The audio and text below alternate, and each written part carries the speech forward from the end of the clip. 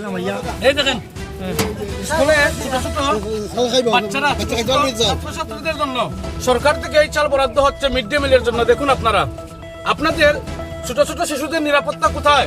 আজকে স্কুলে mid day মিলের নাম করে এই বিষ খাওয়ানো হচ্ছে ছাত্রদেরকে। এই থেকে স্কুলের জন্য চাল এসেছে আপনাদের সামনে, আপনারা দেখুন চালের কোয়ালিটি কিরকম আপনারা দেখতেই পাচ্ছেন কোয়ালিটি কিরকম। দেখেন, এটা বাড়ির গবাদি পশু এটা খাবে না।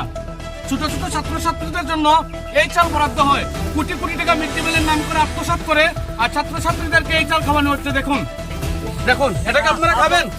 আপনার স্কুলে আপনার যে স্কুলে আইএস অফিসার রয়েছে, আইএস এর অধীনে যে স্কুলটা রয়েছে, এই স্কুলের কি অবস্থা দেখুন আপনারা। দেখুন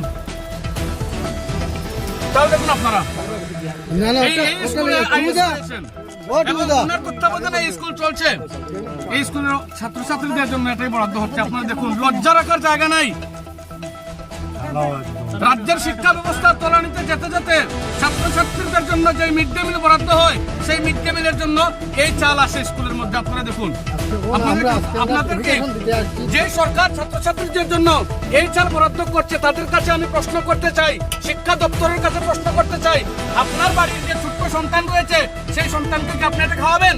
মাননীয় মুখ্যমন্ত্রী মহাশয়, আপনি দেখুন, আপনার বাড়ির সন্তানকে কি আপনি সেই চাল খাওয়াবেন? এই চাল দিয়ে খিচুড়ি রান্না করে কি খাওয়াবেন? এটা ত্রিপুরা রাজ্যের লজ্জা।